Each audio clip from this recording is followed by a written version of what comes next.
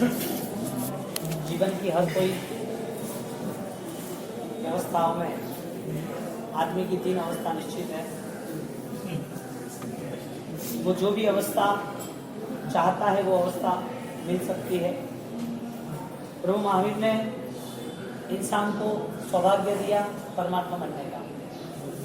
प्रभु महावीर ने तय किया कि इस सृष्टि में यदि वो सत्य को उपलब्ध कर सकता है, ऐसा यदि कोई है तो वो 4 गति में सिर्फ मानव जीवन है और कोई नहीं। यानी कि मानव को जो परमात्मा ने लाइसेंस दिया, मानव को जो जिम्मेदारी दी, मानव की जो महिमा गाई, उस मानव जीवन के लिए मानव को कितनी चिंता है, खुद की जीवन की यात्रा को लेके वो कहाँ तक पहुंच सकते हैं। तो 3 जगह पर यहाँ पर परमात्मा ने बताया, एक परीक्षा, एक निरीक्षण, तीसरा है जागरण।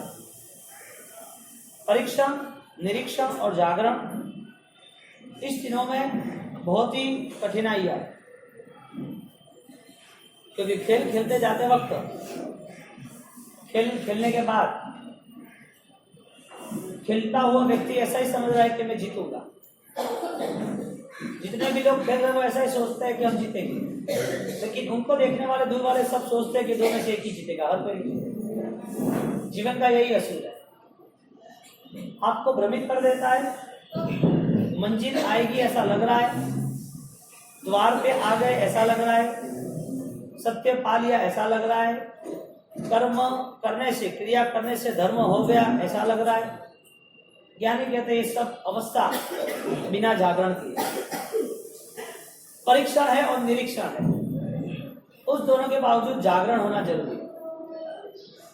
परीक्षा, इतने सारे धर्म होने के बावजूद हमें यही धर्म क्यों पसंद आया? इतने सारी क्रियाएं, अनुष्ठान, ये सारी व्यवस्था होने के बावजूद हम इस राह पे क्यों चल रहे हैं? यानी कि परीक्षण के बाद, टेस्टिंग के बाद हमने ये चुना है कि अहिंसा का धर्म, निर्मोह निर्दोषता का धर्म, कर्म को समाप्त करके निर्मोह का धर्म, आत्मा के करीब पहुंच के एक आनंद अनुभूति उत्सव का धर्म, ये मुझे निभाना है। ये टारगेट बनाने के लिए बहुत सारे परीक्षणों से हम प्रसार हुए, दवाई। यानी कि हमने धर्म करने का यदि मन से सोचा है तो फिर धर्म करते वक्त हमने तय किया कि मुझे मेरी मिथ्यात्व अवस्था त्याग करनी। मेरे मन में रहे हुए जो भी दुर्भाव है, चाहे रोग चिंता हो तो भी दुर्भाव है, किसी को हम दुश्मन माने तो भी दुर्भाव है, किसी के प्रति बदला लेने की भावना हो तो भी दुर्भाव है, किसी के लिए ज्यादा चिंता पालनी, राग रसा, वो भी दुर्भाव है। दुर्भाव यानी नेगेटिव नहीं कहा, दुर्भाव यानी आत्मा के विमुख। दुर्भाव है, बहुत ही अंतर है भाव जो आत्मा के करीब नहीं। तो हमारा पूरा परीक्षण, हमारी पूरी टेस्टिंग धर्म करने के बाद, धर्म की अवस्था को चुनने के बाद हम तय कर देंगे अब इस धर्म को पाने के बाद अब गिरना नहीं। यहां तक पहुंचना कठिन है, उज्जवल धवल शिखर पे जाना है, बहुत सारी घाटियां है, रास्ते हैं, अंधेरे हैं, बीच में कांटे हैं, कांच है, अंकरे है, खाड़े टेकरे, लहू निकलेगा, सिर फूटेगा, ये रास्ता हमने चुना है। लेकिन रास्ते चुनने से कुछ नहीं होता है, पहुंचना जरूरी है। यानी कहते हैं कि तुम जो करोगे वहां पर तुम्हें ऐसा ही लगेगा कि ये सच ही है। तुम जो कुछ भी करोगे तब ऐसा ही लगेगा कि यही सही था। यानी कि सही नाम का द्वार आपको मिलेगा। ज्ञानी कहते हैं ये सारे द्वार स्वप्नवत है, भ्रम है। क्योंकि आदमी सपना देखता है तब सोता है, लेकिन सपने में जगह होता है तो उसको लग रहा है कि मैं काम कर रहा हूँ, मैं चल रहा हूँ, हालांकि चलता तो है ही। सपने में चलना वो चलना नहीं है। ऐसे धर्म अनुष्ठान में जुड़ना और जुड़ने के बाद ऐसा लग रहा है कि ये धर्म मैंने सही किया। परीक्षण हुआ तो पता चला कि सही गलत क्या है। तो हम जहां भी चलते हैं, खड़े रहते हैं, जो अनुष्ठान करते हैं, तो हमें ऐसा ही लगा कि ये सही है, ये योग्य है। अब देखने जाओ तो मंजिल दूर है, फिर भी ऐसा ही लग रहा है कि मंजिल के करीब। जब आत्मा की भिन्नता आती है, देह को छोड़ के देह से मुक्त होने की तैयारी, देहा भाव से मुक्त होने की तैयारी, यह परीक्षण, और उसके बाद और तेज बनता है निरीक्षण। बात यह आ रही कि संसार में जितनी भी घटना हो रही है, जो भी अवस्था है, उसमें तुम्हारे राग द्वेष कितने कम ज्यादा हो। राग द्वेष कम ज्यादा होना जरूरी है ना मन के स्तर पर, क्योंकि यहाँ पर तो पूरा व्यापार ही पापों का होता है, और पापों के व्यापार में भी हमें प्लस ही लग रहा है, आनंद ही रह रहे हैं। घाटे के नुकसान में पैसा दिखता है, लेकिन 12 महीने के बाद पता चलता है कि ये सारा पैसा घाटे का है, करोड़ में से 12 लाख हो गए। क्यों? नुकसान क्यों हुआ? पैसा दिखना वो जरूरी नहीं था, सोच होनी जरूरी थी। धर्म करते करते कई आत्माएं भटक गई। परमात्मा के करीब आने वाली कितनी आत्माएं, वो परमात्मा को देखने के बाद, परमात्मा को सुनने के बाद, परमात्मा की भक्ति करने के बाद भी वो भटक गई। उसको इस संसार में दूर दूर तक फेंक दिया परमात्मा से, क्योंकि जब तक उसका जागरण नहीं था तब तक निरीक्षण और परीक्षण भी उसका निष्फल हुआ। और जहां जहां निरीक्षण होता है वहां वो पहचान लेता है, स्थिर हो जाता है। उसे ये पता होता है कि मुझे ये करना चाहिए, ये नहीं करना चाहिए। छोटा बच्चा एग्जाम देता है तो उसको ट्रेनिंग दी जाती है, क्लासेस कोचिंग की, कि एग्जाम ऐसे ही नहीं जाती, ये क्वेश्चन हो तो ऐसा ही आंसर लिखना, इतने क्वेश्चन आ सकते हैं, ये सब तैयारी कर दे, ट्रेनिंग ले ले। अक्सर सही नहीं है, अक्सर सही ढंग से निकाल, पेपर देना है, पास होना है, रैंक में आना है और आगे बढ़ना है। ये सारी जिम्मेदारी उसकी ट्रेनर की ट्रेनिंग की है। ट्रेनिंग देने वाला है, ट्रेनिंग लेने वाला भी। ट्रेनर एक साथ 100 को ट्रेनिंग देता है और ट्रेनिंग लेने वाला भी वो तैयार होता है। पास होना लक्ष्य है तो उसके पूरे भूमिका है। धर्म करके निरीक्षण करना है कि वो धर्म किस लिए करना है, कैसे करना है, तो उसकी पूर्व की परीक्षा है, परीक्षण है कि धर्म किस नाते मैंने चुना है। मैंने कोई कुछ भी तय किया है तो मेरे दिमाग से मैंने तय किया, विचारों से तय किया है, बिना विचार से तो मैं तय नहीं करता हूं। तुम्हारा एक ही रोल नहीं है, तुम जो कुछ कर रहे हो उसमें भिन्नता आ रही है तो वजह कुछ है, और वजह यही है वही भाव, मूलभूत ये भाव होता है। भगवान महावीर स्वामी, उनके काल में, उनके पहले प्रभु आदिनाथ के काल में, उनके बीच में 23 तीर्थंकर और 22 तीर्थंकर के समय में, इतने सारे समय में देखने जाओ तो कई लोगों ने परमात्मा का विरोध किया और कई लोगों ने परमात्मा का प्रेम भी किया। कई लोगों ने परमात्मा को सामने रख के सामने वाले ने जिसने विरोध किया उसका ऊपर हमला किया। कई लोगों ने परमात्मा की परीक्षा की, सही है गलत है। कई लोग परमात्मा के द्वार पर चढ़ गए कि नहीं तुम्हारी बात ये सही नहीं है, तुमने ऐसा क्यों किया। गुरु गौतम जैसे ऐसे लोग आ गए थे वहां पर, चंड कौशिक जैसे आ गए। आदिनाथ भगवान का स्वयं का जीव, उसको खुद को पहले भव में जो कर्म बांधा, वो आते आते आते आदिनाथ भगवान के भव तक वो कर्म भुगतना पड़ा। बॉडी चली गई, जो अवस्था थी वो चली गई, परिस्थितियां चली गई। कर्म बांधने के लिए जो सामने वाला व्यक्ति था वो भी नहीं है, वो परिस्थिति नहीं है, कोई भी नहीं है, लेकिन कर्म का जो योग है, आत्मा और कर्म का जो अनादिकाल से संयोग है, बंधन है, वो आता रहा आता रहा आता रहा। वो यात्रा आदिनाथ के भव में भी उनको 13 महीने तक भोजन नहीं मिला, अंतराय।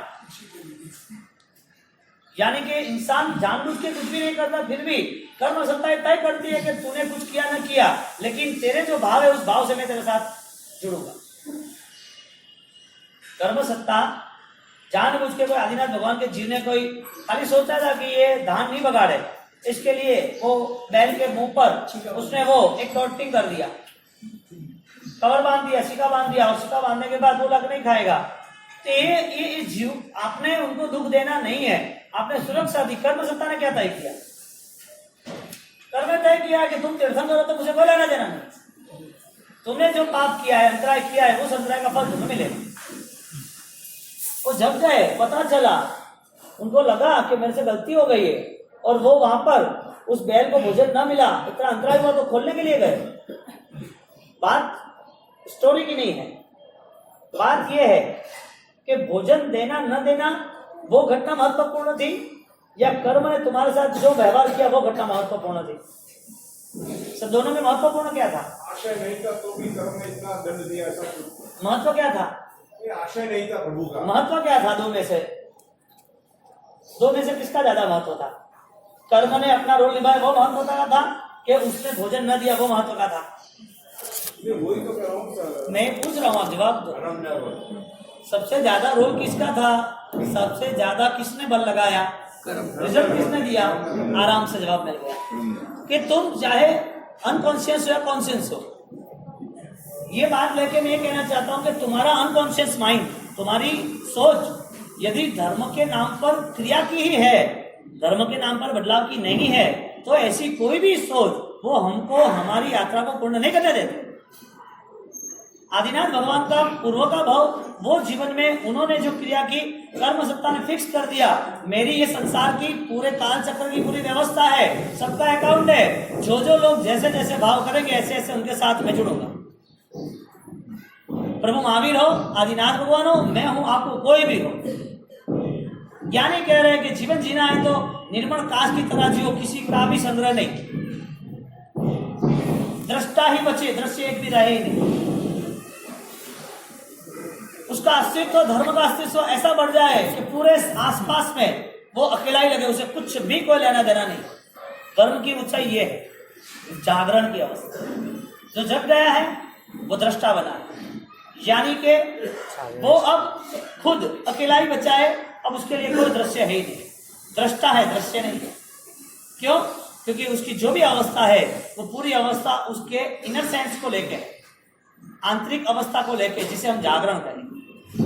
अब मन के विषय पर हम देखने जाए तो हम धर्म के लिए जुड़े हैं, धर्म की क्रिया से जुड़े हैं, जैन है, पूजा पाठ कल्चर जुड़े हैं। हम यहाँ से निकले ना तो आगे दूसरा कोई एरिया हो, मोमेडियन एरिया हो, वहाँ की उनकी रहन सहन तो हमें पसंद नहीं आता है, हम वहाँ जाना पसंद नहीं करते। वजह हमने तय किया कि हमें ऐसा कल्चर मेंटेन करना, इस कल्चर के अंदर हमने तय किया कि हमें ऐसी आराधना करनी, ऐसी क्रियाएं करनी। क्रिया के नाम पर धर्म को खरीद लेने के बाद हम वो पागलपन सिर पे लेके घूम रहे हैं कि हमें कर्म दिख नहीं रहे। क्रिया के नाम पर धर्म को खरीद कर हम ऐसा पागलपन, ऐसा मूर्ख हम व्यवहार करते हैं, हम कर्म को समझ ही नहीं रहे। मंदिर में जाने वाला, घर पे रहने वाला, दुकान पे रहने वाला तू ही है, अन्यथा नहीं है, कोई अन्य रोल नहीं है। तेरी दुकान, तेरा घर, तेरा संसार, तेरा व्यवहार, लेकिन तेरी आत्मा चेंज हुई वहां। क्या नहीं कहते कि जो दृष्टा रहता है उसके लिए दृश्य अब कम हो जाता है, सारे दृश्य कमजोर हो जाते हैं। जो भी घटना राग द्वेष की है उसके लिए कोई अस्तित्व, कोई मायने नहीं। अब हमारा मन इतनी सारी फाइट करके ये धर्म को चुन रहता है, ये धर्म को चुनने के बाद और चुनाव होने के बाद ये धर्म के साथ अब परीक्षा होती है, परीक्षा और परीक्षण के साथ निरीक्षण शुरू होता है। और वो निरीक्षण अब हम तैयारी करते हैं कि बार बार हम 18 पापों का त्याग करें, 18 पाप हमसे न करें। ये कॉन्शियस, ये आवश्यक है। यानी कर्म ने उसका महत्वपूर्ण रोल निभाया। कब? जब हमारा जागरण नहीं हुआ तब।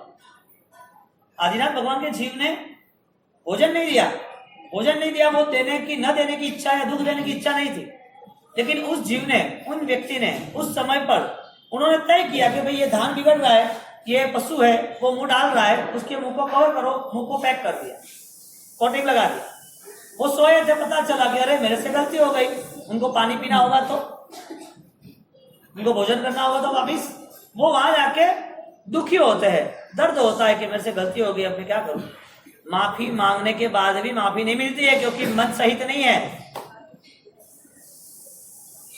पश्चाताप, धर्म करने के बाद भी पाप त्याग नहीं होता है, पाप का कर्म कमजोर नहीं होता है क्योंकि वो धर्म मन से नहीं हुआ है, वो पाप का फल आएगा ही। जब तक मन सही नहीं बनता है, मन से शुरुआत अच्छी तरह से नहीं होती है, मन के परिणामों में वो चीज निकलती नहीं है राग द्वेष की, तो फिर उसके लिए माफी या क्रिया कोई मायने नहीं रखती। बड़ा कर्म है या बड़ी क्रिया है, यानी कि जो क्रिया की पशु को दान न देने की, वो कर्म बंधन हुआ। इसमें सबसे महत्वपूर्ण रोल किसने निभाया? जो भोजन नहीं हुआ वो महत्वपूर्ण रोल था, या कर्म सत्ता ने जो उनको 13 महीने तक भोजन नहीं दिया वो महत्वपूर्ण रोल था? दोनों में से महत्वपूर्ण रोल एक भी नहीं था, वजह एक ही थी, क्योंकि जब तक जागरण नहीं है तब तक ये सब अवस्था है। कर्मबंध का कारण क्या है? और कर्मबंध का कारण क्या है? मन, ज्ञान, अज्ञान। हाँ, अब जो कलेक्शन कर रहे हैं, इन्विटेशन दे रहे, जो कर्म को हम बुला रहे, हमें पता ही नहीं है सही क्या गलत क्या।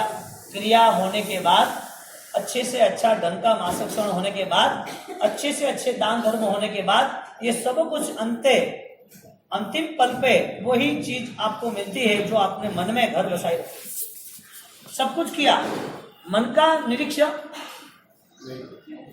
मन क्या चाहता है, क्यों चाहता है, क्यों ज्ञानियों ने शास्त्र को महान बताया, क्यों शास्त्र की पूरी उल्लेखना की, शास्त्रों को क्यों हमारे सामने यहाँ पर रजू किया, किस वजह से? वजह एक ही थी कि सही रास्ते पर हम चलना चाहिए। हमें पता चले हमारे यहाँ सूत्र नहीं है, न सूत्र के आगे की वो यात्रा है। हमारे पास धर्म के न शब्द है, न धर्म शब्द के लिए हमारे पास कोई बहुमान। धर्म शब्द कहाँ से आए? किताब प्रिंट हुई, श्लोक, सूत्र, आगम, राजेंद्र कोश, इतनी सारी ज्ञान यात्रा ज्ञानी हमारे लिए रखते जा रहे हैं। तो इस ज्ञान यात्रा के सहारे हम किस अवस्था को चुन सकते हैं? रायमश्वरी महाराज ने ऐसा क्या सोचा होगा कि 63 रनिंग राइट द लेसन, 63 साल की उम्र में उनको लिखना क्या सोचा होगा? प्रभु महावीर ने ऐसा क्या सोचा होगा? 12.5 की साधना, उसके बाद भी अंतिम चरण तक ज्ञान का योग विस्मृत नहीं किया। 36 अध्ययन की पूरी देशना, 16 प्रवर्तन। तो ज्ञान मार्ग इतना श्रेष्ठ है। जिंदगी की जितने मिनट नहीं है उतने श्लोकों की रचना कर दी। ऐसे महापुरुष हमारे यहाँ अवतरण हुए, कलिकाल सर्व में हेमचंद्राचार्य भगवान, और वो श्लोक को समझने वाले, पढ़ने वाले, कैसे महान आत्मा राजा महाराजा ने जीवन परिवर्तन कर दिया। हम क्या कर सकते हैं? हमारे पास है क्या तो हमारा परिवर्तन आए? तुम्हारे पास जैसे महाराजा ने जीवन परिवर्तन किया, पेथड़ मंत्री जैसों ने, सारीभद्र जैसों ने, ये है पारस्मणिक का स्पर्श जो लोहे को भी सोना बना। ये है ज्ञान का स्पर्श जो अपने दुर्भाव को शुभ भाव में ले जाए, मूलभूत परिवर्तन की अवस्था से निर्मित कर दे। हमारे पास क्रिया का ऐसा व्यवहार है, क्रिया का ऐसा बल है, क्रिया के लिए ऐसी संभावना है, क्रिया करने के लिए इतना मन हो रहा है, हमारे भीतर तक हम जाने की कोई संभावना खड़ी ही नहीं रहती। हर द्वार बंद कर दिए। मन को परखने के लिए हमारे पास कोई सोच ही नहीं है, क्योंकि हमारी नजर ही हमेशा पापों के लिए खड़ी है। हम देख ही रहे सर्व पापों को, जो पाप हो रहा है उसके लिए हम तैयार हैं। चाहे हिंसा हो, चाहे झूठ हो, चाहे बदनामी हो, चाहे निंदा हो, चाहे किसी के लिए गलत चालबाजी करनी हो, कोई भी साजिश के लिए हम तैयार है। सबसे बड़ी साजिश हमारे आत्मा की दुर्गति की बन रही है। किसी और के लिए कोई नुकसान है ही नहीं संसार में। आप समझ लेना, आपने किसी की निंदा की, उसको नुकसान है ही नहीं। किसी पे क्रोध किया, उसका नुकसान है ही नहीं। किसी पे गलत इल्जाम लगा दिए, किसी की गलत बातें की, वो आदमी के लिए कोई नुकसान नहीं है। कर्म सत्ता ने तय किया है, ते भावे सत्य हमें पत्ते हमें रोए में फांसे में पाले। तो जो करण कराण अनुमोदन जो तू कर रहा है, वही वो तेरा साथ संगात है।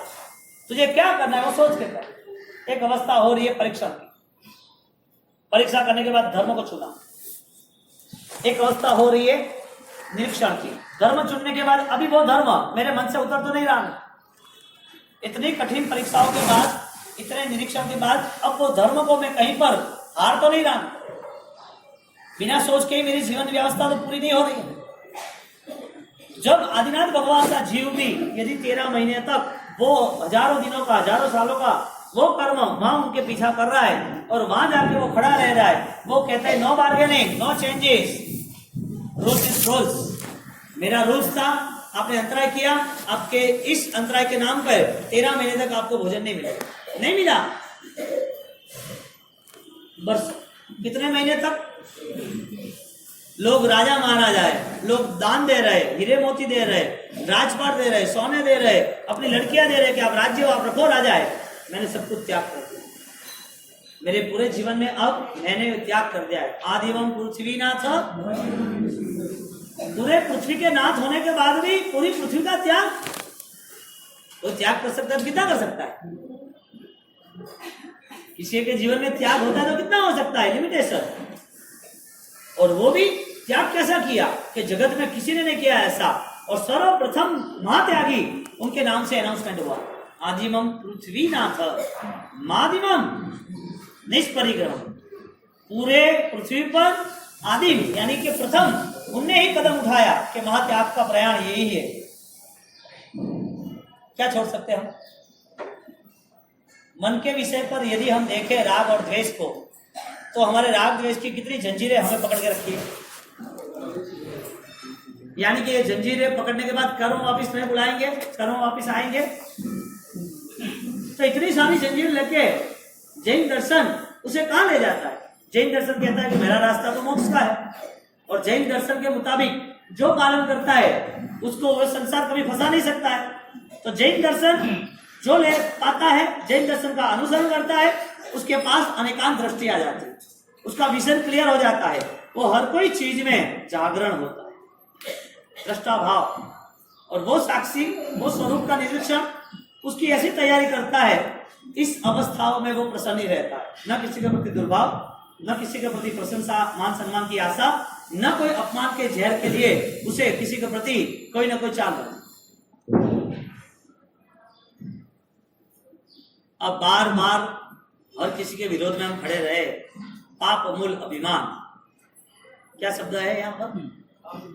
पाप मूल अभिमान। और इतने सारे एक साथ युद्ध छेड़ देता है, हर जगह पर एक ही बात है, मेरी सब धारणा सही होनी चाहिए, मैं जो करूं वही सही होना चाहिए। यानी कहते तूने जो मन से धर्म सोचा है वो सही है या नहीं, वो तू इस मार्ग को सोच।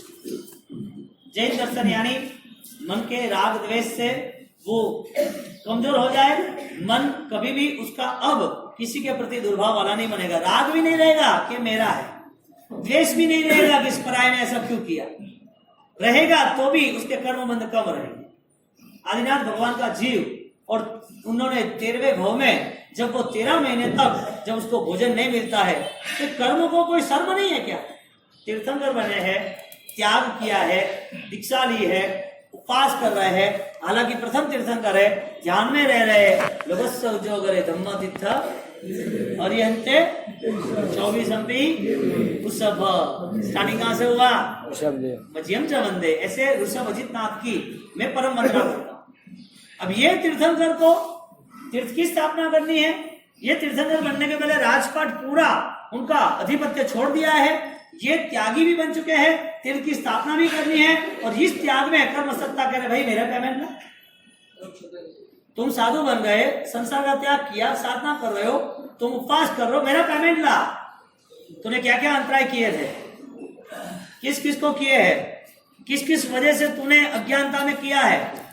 यानी कहता है हर वक्त माफी मांगो, हर वक्त किसी के साथ मन मुटाव है तो हर वक्त प्रेम करो, हर वक्त सामने वाला नहीं बुला रहा, क्या फर्क पड़ा, झुकने में तो मजा ही है ना।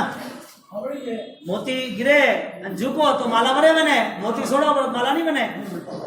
ज्ञानी कह रहे कि मन के विषय पर तुम्हारे द्वेष कम हो और राग भी कम, अंतराय ऐसे ऐसे जुड़ जाते हैं जो हमें पता नहीं होता है, और ऐसा आंखों के सामने दिख रहा है, ये जीवन तो यूं चला गया, क्या पाया क्या नहीं पाया वो तो हमें कलेक्शन करना है, किसके पीछे पूरी दुनिया हमने खत्म कर दी, हमारा पूरा जीवन, हमारी सांसें समाप्त होने आई, पता ही नहीं है कि हमारा क्या है। बात है खाली टीलो टप्पों से, मालाओं से, सामायिकों से, बात है कि जैन है, कुछ कर रहे हैं बस। क्या नहीं कहते कुछ करना है तो ऐसा ही करना, आड़ा टेढ़ा क्यों करता है? ये जो कुछ कर रहा है उसमें तुझे संतोष होना, किसी के सर्टिफिकेट की आवश्यकता है, तुझे क्या लग रहा है जैन दर्शन के मुताबिक तू वहां पहुंचा कि नहीं पहुंचा, क्योंकि यात्रा है, क्रिया की क्रिया भी हो कि यात्रा है, और वो क्रिया करने वाला कहीं ना कहीं पहुंचता है। 50 साल में कहां पहुंचा, 60 साल में कहां पहुंचा, 70 साल में क्या पहुंचा। बात ये आती है कि इस रेंज पर आदिनाथ भगवान त्यागी होने के बाद कौशप करते हैं, उपवास करते हैं, तीर्थ की स्थापना करते हैं, उनको तीर्थंकर 24 तीर्थंकर का लेवल लग चुका है। ऐसे तीर्थंकरों के साथ भी कर्म सत्ता ये व्यवहार ये सब कर सकते हैं क्या? यानी कि कर्म मानने वाला व्यक्ति वो कर्म क्यों मानता है इतना? उसका सुपर कॉन्शियस एक्टिवेट नहीं है, उसका जागरण नहीं है, दृष्टा नहीं है, उसे पता ही नहीं है क्या हो रहा है, उसको तो अपने दायरे से बाहर निकलना है, वही चक्र, वही वर्तुलाकार, वही गहरा, वहीं घूमता रहे, गांव, दुकान, घर, परमात्मा के पास राजा रावण ने, पेथड़ मंत्रियों ने, राजा महाराजा कुमारपालों ने, सालीभद्रों ने पागल की तरह भक्ति की, नाछावर कर दिया सब कुछ। हम तो यहाँ आते हैं तो क्या पता कौन से मंदिर की धूप करते हैं, दीवा करते हैं, क्या रखते हैं, कैसा रखते हैं, क्या मूल्य बना दिया परमात्मा का। मैंने बोला था ना कि जो लोग भक्ति की सोच में भक्ति का अवतरण नहीं कर सकते, उसके लिए परमात्मा और परमात्मा की भक्ति वो पूरी दो फुटी कौड़ी की हो जाती है। वो वैल्यू खत्म कर दी उसने, भक्ति की, सामायिक की, क्रिया की, तपस्या की, दान की, पूरी वैल्यू खत्म कर दी, क्योंकि वो आदमी कमजोर है। इसके लिए बरसात का पानी कीचड़ में जाएगा तो वही पानी नदी में, समुद्र में, कुएं में, छीप में, पानी वही है। ऐसे परमात्मा के क्रिया के बाद 21,000 साल तक यही चलने वाला है। कोई करे मंदिर के सूत्र में चेंज नहीं होने वाला, 48 मिनट्स में चेंज नहीं होने वाला है। कोई प्रतिक्रमण है और चेंज कोई करेंगे तो बात अलग है, बाकी छिन्ने अस्सो हम कम ये जे भी प्रतिक्रमण अंतिम चरण में तो फाइनल पे यही आना है। तो 21,000 साल तक ये शासन चलेगा, हमारा नंबर लगा, हमारा जन्म हुआ, हमें सोच क्या मिल रही है, ये सब नाते हम ये जो कर रहे हैं उसके पीछे यही है, सब कुछ संसार ही पड़ा है। ट्रेन चलती है यूं और यूं, दोनों तरफ चलती है, दिशा जाता है होती है, वहां पहले पहुंचती है। बंबई से अहमदाबाद जाती है, वापस अहमदाबाद से बंबई आती है कि नहीं आती है? तो क्या टर्न मारती है, वो इंजन पीछे का है। जब अहमदाबाद जाना है तो ये इंजन, मुंबई जाना है तो ये इंजन। धर्म आराधना वही है, वही क्रिया है, सदियों तक वही चलने वाली है। लेकिन जाना कहाँ है, वो तय करने वाला अंदर बैठा हुआ एक परमात्मा है, जो परमात्मा बनने की पूरी संभावना, पूरी उपलब्धियां लेके बैठा। क्या होगा, एक बार एक राजा का लड़का नहीं, एक नगर में एक आदमी ने सोचा कि मेरा लड़का होशियार है और कुछ भी हिसाब से राजपाट में वो एंट्री ले ले। उसको लगा कि राजधानी में उसको वर्चस्व रहना चाहिए, तो उसको तैयार किया। एक आदमी ने 3 लड़के थे, उसमें एक लड़के को तैयार किया कि अपना वजूद बने और कोई पोस्ट पे आए तो पोस्ट का पावर रहे। और पावर क्या पता किसका है, धर्म को माना होगा तो बात अलग है, लेकिन उसके मन में सब फालतू विचार आ गए गलत तरीके से, और व्यवहार भी गलत हो गया। शुरुआत ही गलत थी तो फिर अंतिम तो गलत ही रहेगा। उसने अपने बेटे को तैयार किया और मन बनाया कि कोई भी हो, राज दरबार में बहुत सारे लोग हैं, फिर भी ये आदमी वीआईपी होना चाहिए।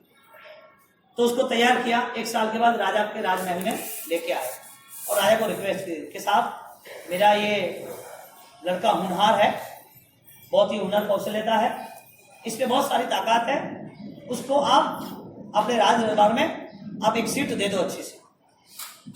तो कि तुमने क्या सिखाया, ऐसा क्या है उसके पास? तो कि ये सब संतों के साथ रहा होगा, सब संतों सन्यासियों के साथ पढ़ा लिखा है, इतना अच्छा उनको धर्म का ज्ञान है, हर तरह की धर्म की हर चीज बात है, उसको पसंद है, पता है सब कुछ। ये कोई अनपढ़ गवार नहीं है कि सीट पे बिठा देना अनपढ़ गवारों की तरह। ये तुम्हारे राज्य का कोई नुकसान नहीं करेगा, ये पढ़ा लिखा, ठीक है, समझदार भी है, ठीक है। राजा ने बोला 1 साल के बाद ला। बोला क्या बात है? तो क्या हाँ, और अच्छी तरह उनकी पढ़ाई सिखाओ उसको, क्योंकि मेरे राज्य में कवि है, भाषाविद है, ज्योतिष है, प्लानिंग वाले हैं, तेजस्वी चातुर्य वाले हैं, सब लोग हैं। सूफी नहीं है, संत नहीं है, संत को जानने वाला धार्मिक ऐसा व्यक्ति नहीं है। सीट पे बिठाना था, धर्म की अवस्था को और तेज बनाना था। 1 साल के बाद वापिस आया तो क्या किया तूने भाई? तो क्या आपने बोला था 1 साल रखना है वापिस। तो ठीक है, 1 साल तूने क्या कराया? 1 साल कराया बस यही, संतों के पास रहा और ध्यान किया और चिंतन किया और स्वाध्याय किया और तेज बना और आगे बना। अब धुआंधार है, ठीक है। एक काम करो, एक सूफी के पास, एक संत के पास उसे भेज दो वापिस 1 साल के लिए, और वहां उसको रहने दो। बाद में उसको यहाँ पार्लियामेंट में सीट मिलेगी। खतरनाक चीज है ये सब, कुर्सी वाली चीज जोरदार है। कुर्सी में बैठने वाले को पूछो, कुर्सी नहीं मिले तो अरे भाई पैर दुखे न, गुड़े दुखे न, बैठा तो नहीं न। यहाँ पर जब 1 साल हुआ तब उसके पिताजी लेने गए उसको कि बेटा 1 साल हो गया, चलो यहाँ आश्रम में बहुत रह चुके, अभी दरबार में जाना है और उनको जो टाइम दिया है उसका आमंत्रण है, हमें पूरा करना है, ठीक है। उसके पुत्र को बोला चले हम, तो मुझे कहीं नहीं आना है, लेकिन ऐसा नहीं होता है। चल भाई, इतने सालों की मेहनत सब फीकी हो जाएगी, नहीं क्या, मुझे नहीं आना है, मैं तो यहाँ ही रहूंगा। वो सिर फोड़ रहा है, अरे यार मैंने तुझे हीरा बनाया था, तू पत्थर कहां से बन गया? मैंने तुझे हीरा बनाया था, तू पत्थर कहां से बन गया? बहुत माथा फोड़ा, 3-4 दिन वो आया ही नहीं। वो गांव आया वापिस, नगर में से उसका संदेश आया कि उस आदमी को बुलाओ, 1 साल हो चुका है, भाई तेरा बेटा कहाँ गया? तो के हुकुम, माफ करो मुझे, मैं गलत साबित हुआ, मैंने सोचा मेरा बेटा हीरा होगा लेकिन वो पत्थर साबित हुआ। क्यों? तो वो नहीं आ रहा है, वो तैयार हो चुका लेकिन आ नहीं रहा है। ऐसा थोड़ी होता है। मंत्री ने बोला चलो मैं आता हूँ उसको इनवाइट करने के लिए, तुम्हारे में वजूद है ना तो फिर दुनिया को कोई दिखाने की जरूरत नहीं। तुम्हारा सूर्य चमकता है ना तो उसे मैसेज देने का जरूरत नहीं कि मैं आ गया हूँ आकाश में, दुनिया काम पे लग जाती।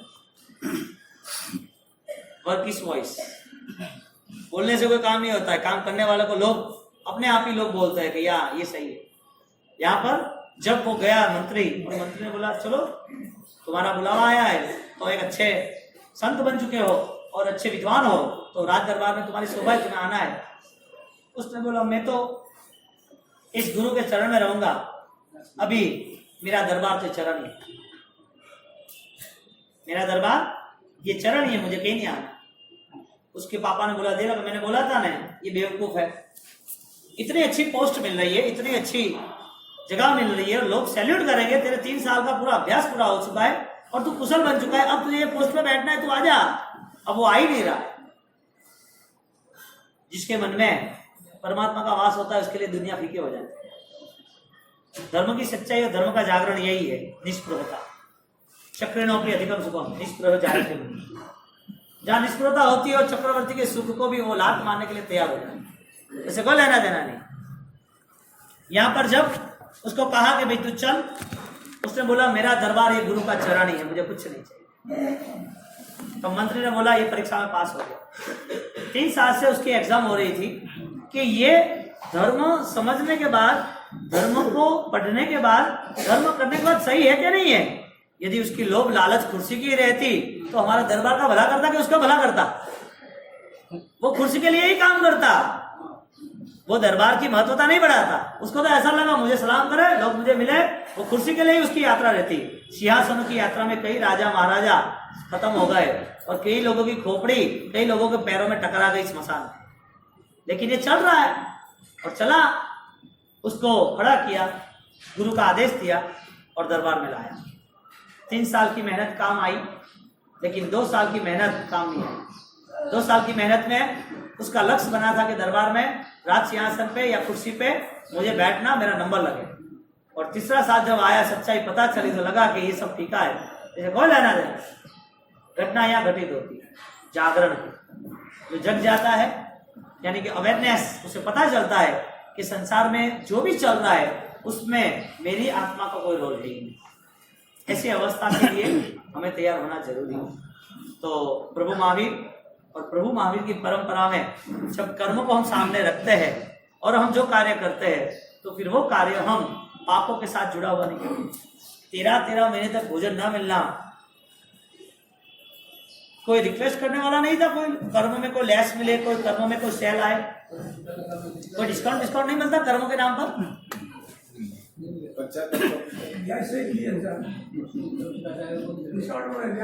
ये दीक्षा दीद बोली है, दीक्षा दीद बोले, मेरे कोई नहीं बोले का थोड़े संबोधी का कहना।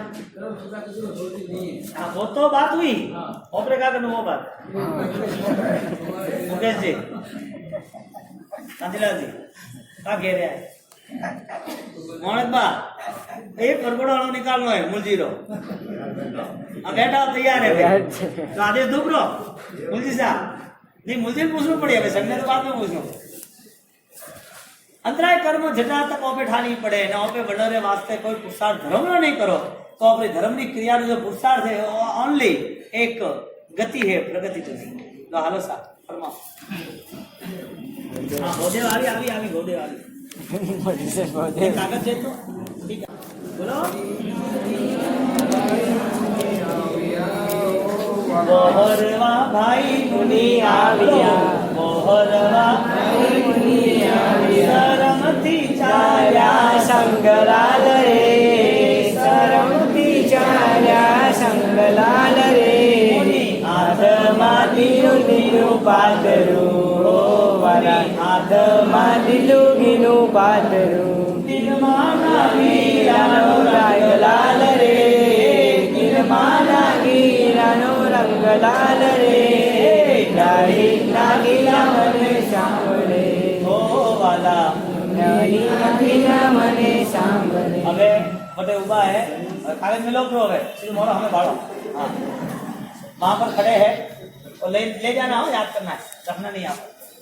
जब उपासना में खड़े हैं गुरु महाराज कह रहे हैं कि भाई दीक्षा लेनी चाहिए, वो कह रहे हैं मुझे एक दिन का मोहलत दो, मुझे 24 घंटे तो चाहिए सोचने के लिए, लेकिन ना नहीं बोला। यहाँ पर पूरी कंडीशन तैयार हो चुकी थी दीक्षा के लिए, पूरी तैयारी बना के बैठे थे गुरु भगवान उपासना में, और गुरु महाराज अब कह रहे हैं कि उसको 24 घंटे की मुद्दत देनी या ना देनी। गुरु महाराज ने उन्हें समझाया देख भाई ये तो संसार पूरा दुखमय तो है ही, सुख यानी एक छोटा सा बिजली का उजाला, जो बिजली चौंक जाती है, बिजली की जो चमक आती है अंधेरों में, इतना ही सुख है संसार में, ज्यादा नहीं।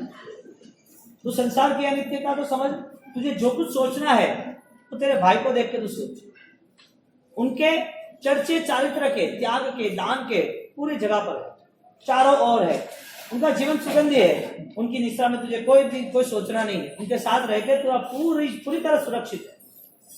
और यहाँ अभी मुहूर्त जो जा रहा है, ये घड़ी जो जा रही है वो बार बार नहीं आएगी। तेरी सोचने की जो भी तैयारी है वो तुझे तुरंत ही निपटानी है। यदि आज तूने यस कर दिया तो तेरा जीवन सफल हो जाएगा, यदि तू ना ही कहता रहा तो संसार की पूरी अवस्था दलदलों की तू देख ही रहा है। ऐसी बात घूट के समझाई, 10-15 मिनट हुई और गुरु महाराज ने समझाने के बाद वो कोई जवाब नहीं दे रहा है। गुरु महाराज ने ऑर्डर किया, तेरी भविष्यवक्ता बहुत ही अजब गजब की है, तेजस्विता के साथ जुड़ी हुई है, अगले भविष्य में, अगले भावों में तेरे हाथों से हजारों लाखों का कल्याण होने वाला है। अभी से तू तैयार हुआ तो तेरा भविष्य और हजारों लाखों का भविष्य, उसका निर्माता तू ही बनेगा। तेरे कमजोर निर्णय से तू डूबेगा और लोगों को भी जो लाभ मिल रहा है वो लाभ नहीं मिलेगा। इससे अच्छा ये है कि तू क्षण को जानने दे, तू कोई सोच मत और अभी तू तैयारी कर। हमने तो कर दी है तैयारी, हमारी आज्ञा है, तुझे क्या करना। जी साहब बहुत आज्ञा दी, आज्ञा का पालन किया। गुरु महाराज आपको उचित वो करो, मुझे कुछ सुनना नहीं, कुछ समझना नहीं। आपने बोल ही दिया है तो आपने भविष्य देख के किया होगा। गुरु महाराज ने तय किया और गुरु महाराज ने तय करने के बाद भाई मुनि को बोला चलो भाई रोसे बाद में पहले तैयारी कर। इधर ये सब तैयारी हुई, वेश परिधान हो चुका, साधु बन चुके और साधु बनने के साथ गुरु महाराज ने बोला अभी इसी पल इस गांव को छोड़कर चले जाओ, आप यहाँ से अब दूसरे गांव में विश्राम करो, इस जगह पर यहाँ रुकना उचित नहीं। ज्ञानी गुरु और ज्ञानी गुरु की आज्ञा पालन करने वाले समर्पण शिष्य, वो दोनों मिलने कठिन। तुम किसी को गुरु स्वीकारते हो वो बात तो मानी जाती है, लेकिन कोई गुरु अपने को स्वीकारे, अपने को शिष्य तो मिले, वो बात कठिन। गुरु तो स्वीकारने वाले बहुत मिलेंगे, लेकिन गुरु स्वीकारते हैं शिष्य को, वो कब होता है? जब समर्पण पराकाष्ठा पे जाता है, छू लेता है आसमान को, तब गुरु को पता चलता है कि उसका अस्तित्व अब पूरा सुगंधिमय बन चुका है। गुरु ने बोल दिया, उसने कर भी दिया और वहां से निकल भी पड़े। संयम ले लिया, सोच रहे थे संयम लेंगे कि नहीं लेंगे, लिया संयम। किसके सहारे लिया? सिर्फ और सिर्फ वचन के सहारे। गुरु ने बोला है तहत्ती। कई बार ऐसा ही होता है, भरवाड़ किसान, उसके हाथ में हीरा आता है तो वो ऐसा ही सोचता है कि ये कांच का टुकड़ा है, क्या काम है। ये धर्म महामूल्यवान है, इस धर्म को स्वीकारने वाला यदि उसकी वैल्यू नहीं कर सकता है तो वो किसानों की तरह अनपढ़ और गवार है। यहाँ पर ये समझदार और श्रद्धावान थे और भवदेव भाई वो भवदेव मुनि बन गए। भवदत्त और भवदेव, अब वो बोलो दो मुनिवर बंधु बंदी, वो वहां से गांव से सुग्राम से निकल पड़े और बाग से निकले, दोपहर को निकल पड़े। यहाँ पर घर पर नागिला माता पिता वो इंतजार कर रहे, दोपहर हुई, 3 घंटे में उनकी क्रिया पूरी हुई, उन्हों का विहार हो गया, ये इंतजार कर रहे कब आए कब आए कब आए। यूं ही सब श्रृंगार पड़ा हुआ है, भोजन करना बाकी है, सब लोग उनके लिए इंतजार है, वो आए तो सब भोजन करे। शाम हो गई, 4 बज गए, 5 बज गए, 5:30 बज गए, 6 बज गए। माता ने कहा अरे आप देख के आओ, अभी तक आए नहीं, कितनी देर हो गई है, ये लड़की भूखी बैठी, हम भूखे बैठे हैं, उसको पता नहीं चलता है। पिता ने कहा तेरी बात सही है, लेकिन तू सोच कितने सालों के बाद 2 भैया मिले, इनका प्यार इतना कितना, इतनी सारी बातें वो लेके बैठे होंगे, उनको पता थोड़ी चलता है बातें करने में समय का, इतनी बातें लेके बैठे, शाम हो गई, बस अभी आता ही होगा, अभी बुलाने जाए तो अच्छा नहीं, बुलाने जाने के लिए अच्छा नहीं, आता ही होगा, अपन भोजन कर लेते। तो क्या ऐसा तो थोड़ी होगा, अपन भोजन नहीं करेंगे, वो नहीं आएंगे तब तक भोजन नहीं करेंगे। शाम ढलने आई है, इधर मुनिवर तो निकल गए अपनी यात्रा पे और यहाँ परिवार उनके इंतजार कर रहे हैं, भोजन भी वहाँ ही पड़ा है और शाम ढल चुकी, रात हो चुकी। अब बोला अब तो किसी ने कुछ खाया नहीं, भोजन सूर्यास्त के समय बंद हो गया। उसने बोला अब तो जाओ। अरे क्या जाओ, क्या दोनों भाइयों का प्रेम तो देखो, उसने बातों का ही भोजन बना दिया। कोई आदमी होता है ना, उसको बातों का बहुत रस होता है, टाइम कहाँ जाता है पता नहीं चलता है, बातें करने में होशियार होता है, काम करने में होशियार नहीं होता है। बातें करने में इतना सजेशन, इतनी बातें, ऐसी बातें करेगा, देखेगा है आदमी जोरदार है, बातें में होशियार, देखा जाओ तो लाड़ पाए वो है ना, बोल बच्चे, हाँ बोलवा में होशियार है। यहाँ पर बातें करना और काम करना दोनों में आसमान जमीन का फर्क है। बातें करते हैं और काम नहीं होता है, सब सपने होते हैं, और सपने जमीन पे नहीं होते हैं, वो आसमान में ही रहते, दिखते नहीं है सपने कभी भी।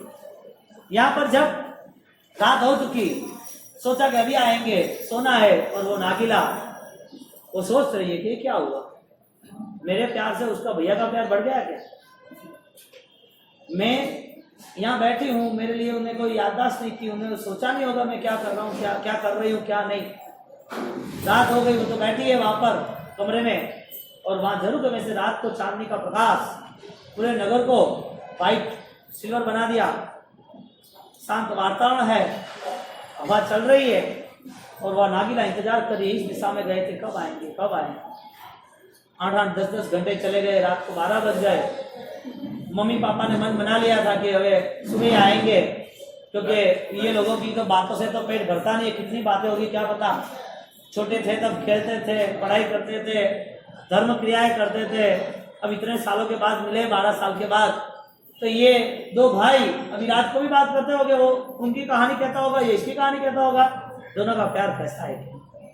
हम सो जाते हैं, वो आएगा, दरवाजा खटखटाएगा, उठ जाएंगे, सो गए।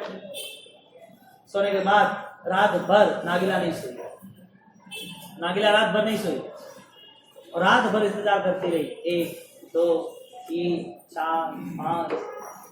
जब मन में कोई इच्छा, कोई विचार, कोई जंखना, मन यदि कोई चीज के लिए तैयार हो जाता है, फिर उसके लिए हर कोई चीज आसान हो जाती है। तपस्या करने वाले को पूछो, सिद्धि तप वाले को, या अभी जो 8वें वाले को, उसको पूछो, आज तीसरा उपवास है, वीकनेस थोड़ी लग रही है, थोड़ा पित्त बढ़ रहा है, चक्कर आ रहा है, तो एक काम करो, पारणा कर लो, पूछो उसको, नींव है तो क्या पारणो दे, कोई नींव है तो भाई पारणो नहीं करना, भाव सीध थे पाठ पढ़ाओ क्या, और पारणो नहीं करना, क्यों भाई, मन मजबूत है। अब किसी को भी देखो, मन ने यदि ऑर्डर कर दिया तो वो सब कुछ कर सकता है, यदि पॉजिटिव ऑर्डर कर दिया तो सम्राट बन सकता है, नेगेटिव कर दिया तो दुर्गामी, दुर्गति वाला बन सकता। मन पे ही आधार है सब कुछ। इधर नागिला उसके मन के सहारे उसने तय किया कि कोई भी हो, वो जब तक नहीं आएंगे तब तक मुझे सोना क्या, मेरा तो ये पूरा जीवन, यहाँ तो मैं हर जगह पर भवदेव देख रहा हूँ, मुझे भोजन नहीं करना था तो भवदेव, मुझे यहाँ बैठना था, इस घर पे आई तो भवदेव के सहारे आई। अब ये सारी उसकी चीजें हैं, उनकी ये जगह है, इनकी ये व्यवस्था है, ये पूरे घर में भवदेव का ही अस्तित्व है। भवदेव ही नहीं आए तो सुना सुना लग रहा है। सुबह होने आई, इंतजार कर रही है।